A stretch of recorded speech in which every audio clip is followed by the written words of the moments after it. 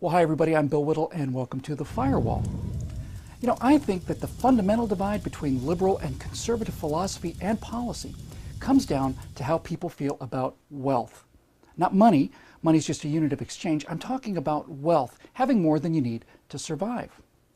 Now, it seems that most modern liberals believe that wealth is essentially limited.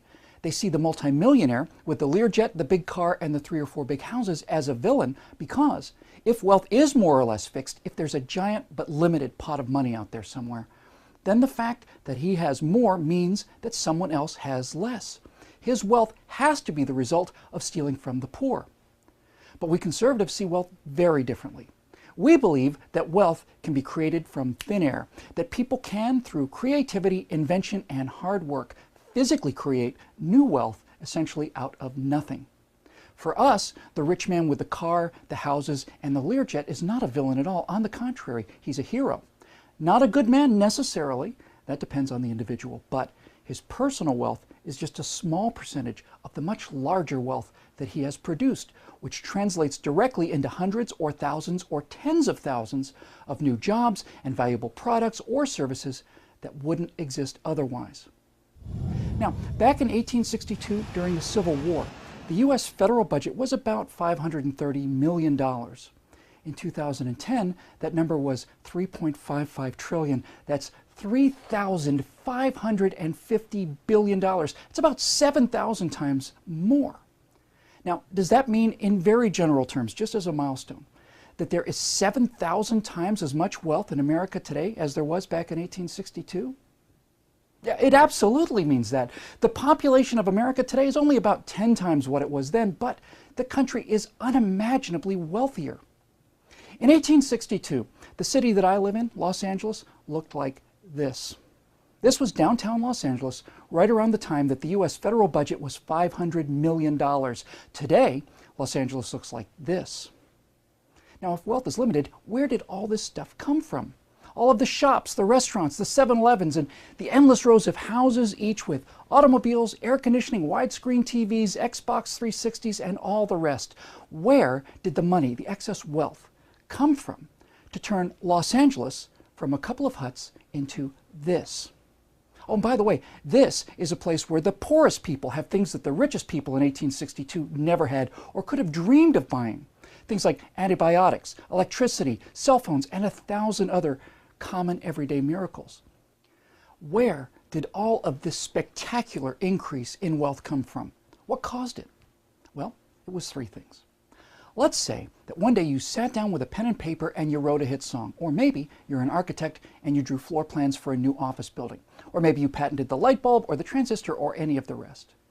You created something in your head that wasn't there before, something that had value, which simply means that other people wanted it and were ready to turn over some of their extra money, their extra work tokens, in exchange for it. Now you see this? This is an iPhone. This iPhone costs more than an abacus because it does everything that an abacus could do 1,000 times more quickly and easily, and it does a bunch of really cool stuff that an abacus can never do. We're now able to produce and to own things like iPhones because thousands, actually it's probably millions, of individual people had the mental creativity to make each one of the technologies and components that lets the iPhone do what it does. The raw materials, the plastic and the metal that goes into making this iPhone cost just a few pennies, but the idea, the essence of this iPhone is worth much, much more. But what about work that doesn't involve any creativity or inventiveness at all? Does that actually create wealth? Yes, it does. I was an office temp when I first got to LA, and one day I was led way in the back, past the cubicles, to a desk facing a cinder block wall. And there, I had to take one massive printout of customer names and compare them to an identical massive printout of checks issued, and to mark them off one by one to confirm that these people had gotten those checks. What had I done that was worth my $7.50 an hour? Well, I'd made that insurance company just a little bit wealthier. By confirming those check mailings, I was reducing loss of customers due to frustration and error. I was reducing the amount of time that higher level, more valuable employees needed to spend undoing the damage caused by unsent checks and all the rest. What I had done was I had added just a little to the complexity of the entire world, and therefore I added a little bit of value because, and this is important, a cross-checked and confirmed list was more valuable than one that wasn't. And of course, they made me just a little bit wealthier too. But even these powerful elements of creativity and complexity fade to insignificance compared to the real engine of wealth creation. Let's say you're a member of a hunting tribe up in the mountains. Your tribe is great at making spears. They're solid, they're straight, and they've got a strong flint spearhead. But you don't get to do much gathering, so your baskets look like old birds' nests. Now, meanwhile, down in the valley is a gatherer tribe. Their baskets are woven tight enough to hold water, but their spears are a little better than wobbly sticks. Now, one day, a guy from the hunter tribe meets a guy from the gatherer tribe, and together they agreed to trade one of the hunter's excellent spears for one of the gatherer's top-notch baskets. They both go home, and the question now is, which one of them is wealthier? They both are, and that's the miracle. They both are returning with things that they and their tribe prize more highly than what they gave away simply because they are harder to obtain. They're rarer. But that's just the beginning, you see. The expert spear maker then realizes that if he gets up early and stays up late, he can make more spears than he needs for just himself. And he can trade that extra work for something he considers valuable, a basket, let's say. It motivates him to do more than he needs. The exact same thing is true of the basket weaver.